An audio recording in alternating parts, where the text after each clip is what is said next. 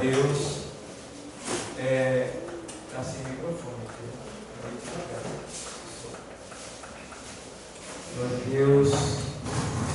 Eu quero ler na carta de Paulo aos Romanos, capítulo de número 7, versículo de número 14, aos Romanos 7, 14,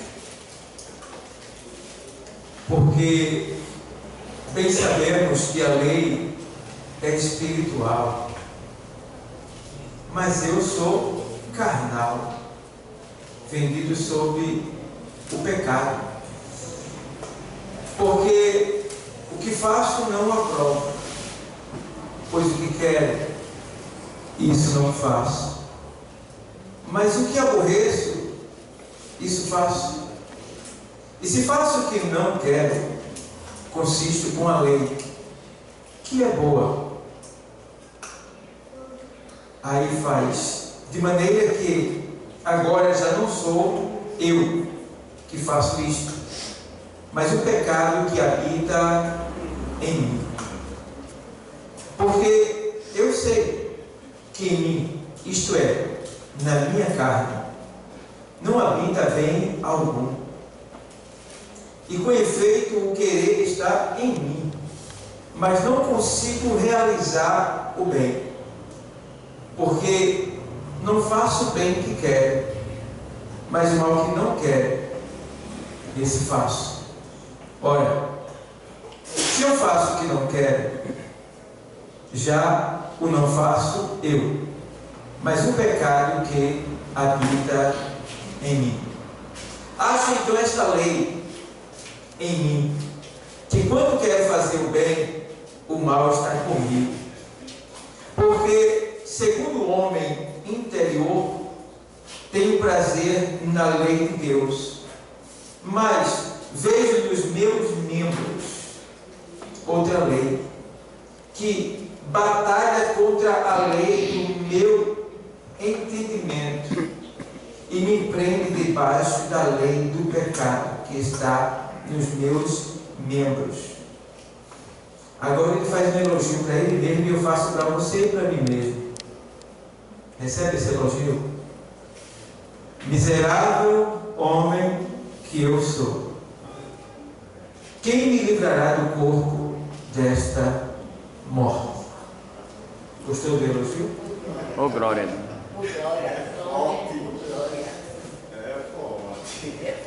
Não tem gente que é orgulhoso? Soberbo? Né? Não tem gente que gosta de ser, de estar por cima? Né? Deus me livre. Quando eu estava pregando no Alto Buriti lá, a gente pregou sobre a questão e o primeiro pecado, ele surgiu nos céus. Nos céus não, perdão, no céu. Não foi nos céus, foi no céu, singular, aonde habita os anjos. Foi lá que Satanás, que é o querubim ungido, o querubim ungido de Deus, o anjo de confiança para cuidar dos demais, foi ali que ele se deixou exaltar pela glória que lhe foi dada pelo próprio Deus. E ele chegou ao ponto de dizer que iria subir acima das estrelas de Deus, os anjos, e colocar o seu trono nas alturas, e seria semelhante ao Altíssimo. Né? Eu gosto porque, mesmo ele dizendo que iria subir às alturas, né, acima das estrelas de Deus, ele não poderia jamais dizer que ele iria subir acima de Deus, porque onde Deus está, nada chega lá. Deus está num lugar inacessível. Só chega duas coisas lá.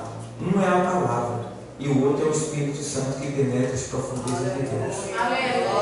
Então, por mais que Satanás quisesse subir, ele não poderia subir tão alto.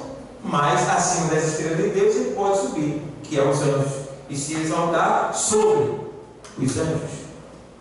Então isso ele tem como E quando ele cogitou essa ideia no seu coração, Deus, claro, que o fez, que o criou, sabia que isso ia acontecer. E Deus já tinha arquitetado o plano para que não o próprio Deus, porque seria injusto da parte de Deus lutar contra Satanás. Você entende? Deus lutando com Satanás não tinha como, porque Deus acabou. Tchau. Entendeu? Mas Deus fez o quê? Para que não haja na mente dos meus anjos pecado, eu não vou fazer nada com Satanás. Vocês é que vão lutar contra ele para expulsá-los daí. Por quê? Se Deus mata Satanás, né, os anjos iriam dizer assim: Deus tem alguma coisa errada, alguma coisa escondida que Satanás descobriu, e ele, para não ficar escandalizado, matou Satanás. Vê o cuidado de Deus, para que o pecado não se expandisse de maneira tal que venha se escandalizar o próprio eu sou Deus. E aí Deus disse: bom, se o pecado foi de vocês, vocês resolvam, então vai lá. E aí, graças a Deus, que pelo sangue do Cordeiro os anjos lutaram e expulsaram a terça parte dos anjos rebelados, que se rebelaram no céu, que estavam do lado de Satanás. Então eles foram expulsos para baixo. Então ali aconteceu o primeiro pecado em um lugar celestial, né? E muitos chegam a dizer que foi no céu de Deus. Não foi no céu de Deus, tá? Foi no céu dos anjos, certo?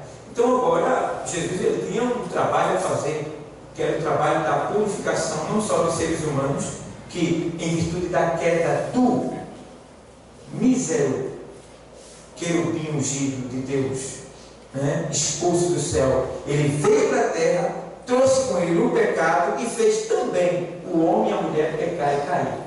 Veja que trabalho, né? E começa a desandar, a atrofiar, impedir o crescimento, a prosperidade da obra de Deus, que era que o homem prosperasse em santidade. Mas sempre tem, olha, saiba disso, sempre o diabo, ele vai trabalhar para impedir de você ser santo. Sempre. O diabo não se agrada de santidade. O diabo não se agrada de quem é santo, de quem é humilde. Isso aí incomoda ele. Então, um dos pecados, ou seja, o primeiro pecado cometido por Satanás foi a soberba, o orgulho. Ele se orgulhou, se ensoberbeceu e quis ser mais. Então, cuidado com a soberba, cuidado com o orgulho, porque Deus odeia gente orgulhosa. Deus abomina o orgulho, ao ponto de ele dizer na primeira carta do apóstolo Pedro, no capítulo 5, no versículo 6, diz que Deus, ele dá graça aos humildes, mas resiste aos soberbos. Então Deus odeia soberba. Então se você tem uma conta grande no banco, se você tem um estado, se você tem uma posição, se você fala bonito, eu não sei, vai que você tem mais do que eu, mais do que alguém próximo de você, não se exalte, não passe por cima de A, não passe por cima de B, seja sempre humilde. O que é ser humilde? É você se colocar sempre abaixo da pessoa que está diante de você. Não é se humilhar, mas é reconhecer que, ainda que você esteja no estado elevado, você é ser humano, e todo ser humano é igual, não existe diferença. Diante de Deus, todos nós somos igual. Por isso que Deus não gosta do soberbo, por isso que Deus não gosta do orgulhoso, por isso que Deus não gosta. Então a gente precisa ter esse cuidado. Sabia que orgulhoso só não é quem é rico? Sabia que orgulhoso, né, só não é aquele que tem muito? Não, tem pobre que é orgulhoso, tem carroceiro, tem mendigo que é orgulhoso. Eu já vi cada situação que daqui a pouco o cara não tem nada, o cara não tem nada, e é desse jeito, arrogante. Então eu fico olhando assim, meu Deus do céu, é triste. Então Deus, ele não gosta, ele não quer que isso aconteça. Então tenha cuidado, porque Deus quer exaltar você na terra. A partir do momento que você se coloca debaixo da potente mão de Deus, Deus vai te exaltar, mas cuidado para você não se orgulhar. Porque a partir do momento que você se orgulha, Deus começa a resistir a você. Você vai a Deus e Deus, fica aí, fica na tua. Depois eu falo contigo, depois eu pensar em tu. E aí vai. Por quê? Por causa do orgulho. Então precisamos ter esse cuidado de não sermos orgulhosos. Por quê? Paulo chega a dizer ao povo, Paulo, apóstolo Paulo, quem é o apóstolo Paulo? Fariseu, homem conhecedor da lei, criado, ou seja, ali cresceu aos pés de Gamaliel, um dos maiores sábios do tempo ali, depois de Jesus. Ele era o homem mais sábio de Israel, né? E os israelitas, né, o povo, considera mais ele do que o próprio Jesus. E realmente, ele era um sábio. Tão sábio que quando resistiram à doutrina de Cristo, ele disse: irmãos, meus escribas e fariseus, não resistais a esse homem, não resistam a ele, não espanquem ele, não tratem ele mal, porque se eles estão pregando algo que não é de Deus, eles logo vão se dissipar, vão se espalhar, vai se acabar, como Judas, como outros e outros que surgiram, e se acabou. Foi uma simples religião, uma simples seita. Mas se eles estiverem pregando de Deus, falando de Deus, vós sereis achados como resistindo a Deus. Então deixaram. E aí espancaram os judeus, espancaram os discípulos, né? Bateram nele e soltaram ele, não prenderam. Então Paulo foi criado aos pés desse homem, sabe? E chega ao ponto de Paulo dizer assim: olha, eu considero a minha sabedoria, o meu conhecimento como esterco. Sabe o que é esterco? Cocô. Tá? Ele quis se humilhar mesmo. E chegou ao ponto de dizer: olha, o que eu quero eu faço, o que eu não quero isso eu faço. E aí ele diz assim: miserável o homem que eu sou, quem me livrará do corpo desta morte? Que corpo é esse? Esse corpo, desse cadáver que tu leva aí contigo. Sabia que cada um de nós leva um cadáver nas costas? Sabia disso? Cada um de nós leva um cadáver. Ele está coladinho conosco. Fedorento, bicho, cheira mal. Pense esse cadáver. Porque Paulo aqui está falando da lei romana, né? Que era usada nos tribunais de Roma antiga. E ele diz que quando alguém matava alguém, aquele alguém que matou o homicídio era levado para o tribunal, e o cadáver que ele matou também era levado para o tribunal. E ali era julgado o homicida, e a pena dada ao homicida era que aquele cadáver daquela pessoa que ele matou seria amarrado no corpo dele e acorrentado. Então ele saía do tribunal com o cadáver, o cara que ele matou, amarrado nele, acorrentado todinho. E ele teria que ir para casa com aquele cadáver no corpo, teria que dormir com aquele cadáver, comer com aquele cadáver, tomar banho com aquele cadáver, e aquele cadáver, no terceiro dia, você sabe o que acontece, né? No terceiro dia por diante, e amarrado nele, né? Então aquela água toda do cadáver ia passando para o corpo dele também, ia causando uma infecção generalizada, ao ponto de contagiar ele. O que era que acontecia? Ele morria por infecção generalizada em outras partes. Ele morreu.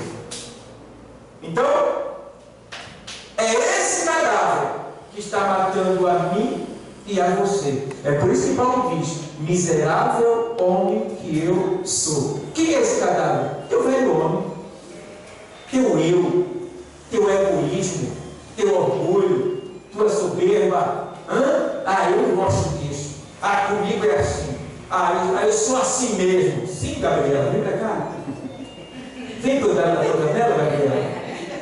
É assim para o da Gabriela. Eu nasci assim. Eu sou sempre assim. Vou morrer assim, não é? Vem só. Me dá na janela aqui. E é para sentir a dor e para de Gabriela. Então tem gente que é assim dentro da igreja. Então a gente tem que mudar, tem que ser diferente. E hoje é o dia de você morrer mais uma vez.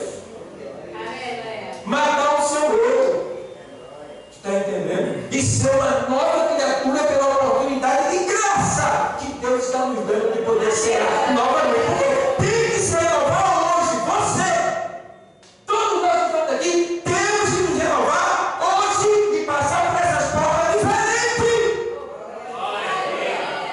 Porque se eu entrar aqui sem a advogada do mesmo jeito, eu cometi uma profanação do que é santo. Eu me tornarei abominável aos olhos de Deus e receberei como pena ou mortal ou uma fraqueza espiritual, por causa da ceia.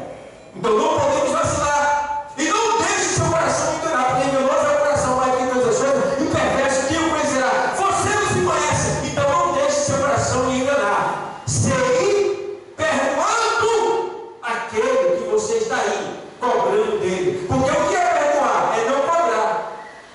Você vai se lembrar, mas não pode cobrar. Então perdoar é não cobrar.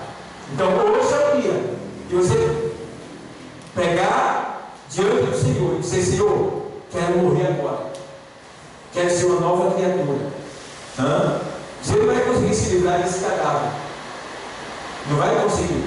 Esse cadáver só vai deixar você só vai se livrar desse corpo mortal quando Jesus voltar e render o nosso corpo.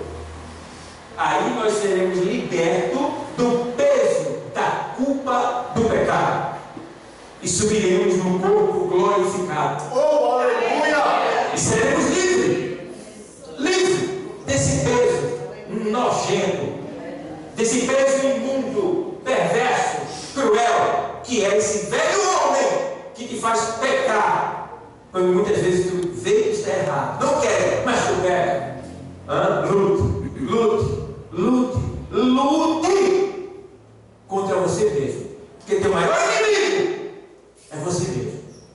Mate você e você viverá para sempre. Por isso que o Senhor diz assim: aquele que amar a sua vida, o que é amar a sua vida? Fazer seus gostos, viver do jeito que você quer, do jeito que você gosta. Aquele que amar a sua vida, perdê-la. Mas aquele que aborrecer a sua vida, o que é aborrecer a vida? Amar menos a si mesmo. Mas aquele que aborrecer a si mesmo, por amor de mim, achará. Então, aborreça. Tenha cuidado. Porque em 14:26 de Lucas diz assim: olha, quem amar mais o pai, a mãe, a esposa, o filho, quem amar mais do que a mim, e ele disse: quem não aborrecer mais o pai, a mãe, o filho, a esposa, mais do que a mim, não é o que? Digno de mim. Então, minha esposa, não passa a mão na minha cabeça, não. Nem me defenda, não. A prova é minha, eu que me cuide, só olhe por mim e me dê uma direção dentro da palavra. Não tem boquinha para marido, não. Está errado, está errado. Esposa, não tem boquinha, não. Está errada, está errada. Está entendendo? Não, diante de Deus nós somos todos servos, discípulos. Não tem arrumadinho. Não tem arrumadinho. Está entendendo?